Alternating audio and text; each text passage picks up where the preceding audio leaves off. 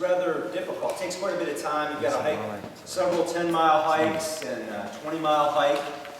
In 24, the 10-mile hikes are, during a certain period, but then the 20-mile hike, I think you got to cover like 20 miles in 24 hours, something like that.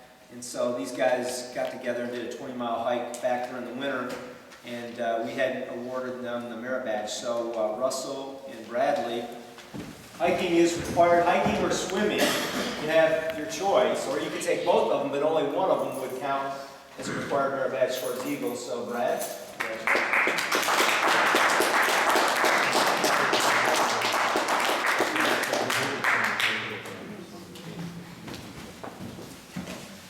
Now, I don't really want to embarrass anybody here, but we've got a couple of scouts that would be up for rank advancement if they had done one more merit badge or one more requirement for a badge. We got one here that would be almost life, but he's got to work on one little simple requirement, or at least it would be simple for me, being a lifeguard, but that person has to swim a certain distance and pass a swim test, right? So he's kind of being held back, and we got to get him some help. That's what we're going to do, right?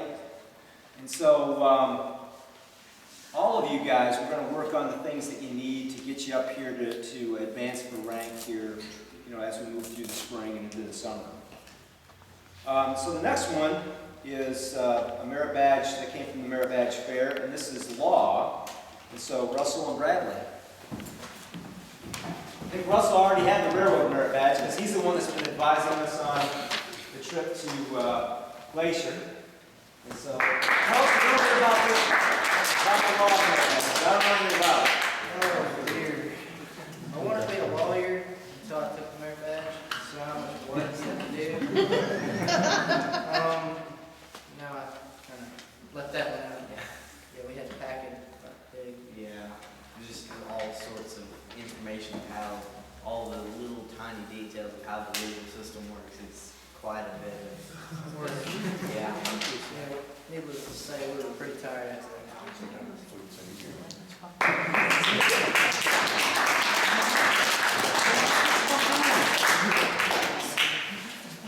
All right, so typically every year we have to recharter, and we save our recharter paperwork and hand it out at a Court of Honor so that we can post it up on the frame. So Brad, just get all the other scouts together and show this in the frame.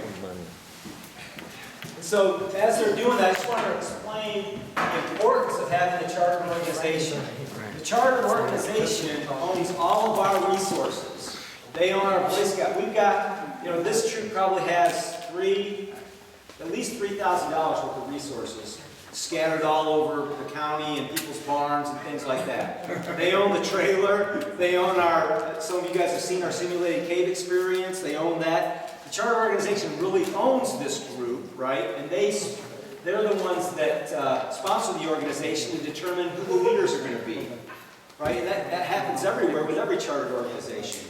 And they've got to furnish us with a meeting place like this and support our group. They don't give us any funding, right? But every now and then we thank them for the things that they do for us by doing a service project for them. So several years ago we got together and we built this picnic pavilion here. We gathered all the money that took to build the picnic pavilion, the tables, the cement, all of that. And so, to some degree, they're indebted to us, but we're also indebted to them for sponsoring us, because where would we go if we didn't have them, right?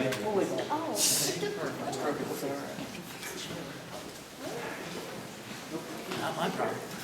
So when we recharter, when we recharter every year, we pay our dues and our funds to the Bluegrass Council.